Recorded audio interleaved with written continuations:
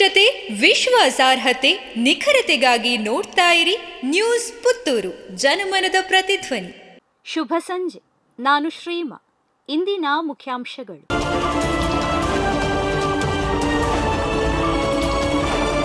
ಮಂಗಳೂರಿನಲ್ಲಿ ಹಿಂದೂ ಜಾಗರಣಾ ವೇದಿಕೆ ಮುಖಂಡನಿಗೆ ಜೈಷ್ ಎ ಮೊಹಮ್ಮದ್ ಹೆಸರಿನಲ್ಲಿ ಬೆದರಿಕೆ ಸಂದೇಶ. ಹಿಂದೂ ಜಾಗರಣಾ ವೇದಿಕೆಯ ದಕ್ಷಿಣ ಕನ್ನಡ ಜಿಲ್ಲಾ ಸಂಯೋಜಕ ನರಸಿಂಹ ಮಾಣಿ ಎಂಬವರಿಗೆ ಪಾಕಿಸ್ತಾನದ ಜೈಷ್ ಎ ಮೊಹಮ್ಮದ್ ಸಂಘಟನೆಯ ಹೆಸರಿನಲ್ಲಿ ಜೀವ ಬೆದರಿಕೆ ಸಂದೇಶ ಬಂದಿದೆ.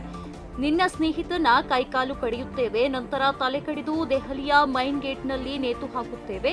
ನಾವು ಹಿಂದೂ ಮುಖಂಡರ ಲಿಸ್ಟ್ ಅನ್ನ ರೆಡಿ ಮಾಡಿದ್ದೇವೆ. ನಾವು ಈಗಲೇ ದೆಹಲಿ ತಲುಪಿಯಾಗಿದೆ, ಹೀಗೆಂದು ಉರ್ದು ಭಾಷೆಯಲ್ಲಿ ಆಡಿಯೋ ಮೆಸೇಜ್ ಬಂದಿದೆ ಎಂದು ತಿಳಿದು ಬಂದಿದೆ.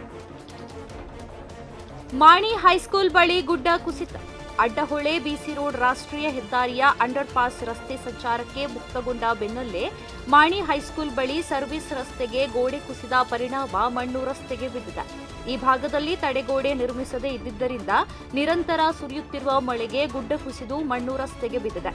ಸರಿಯಾಗಿ ಕಾಮಗಾರಿ ನಿರ್ವಹಿಸದೇ ಇದ್ದುದರಿಂದ ಅಲ್ಲಲ್ಲಿ ಈ ರೀತಿಯ ತೊಂದರೆಗಳು ಉಂಟಾಗುತ್ತಿದೆ ಎಂದು ಸ್ಥಳೀಯರು ಆರೋಪಿಸಿದ್ದಾರೆ.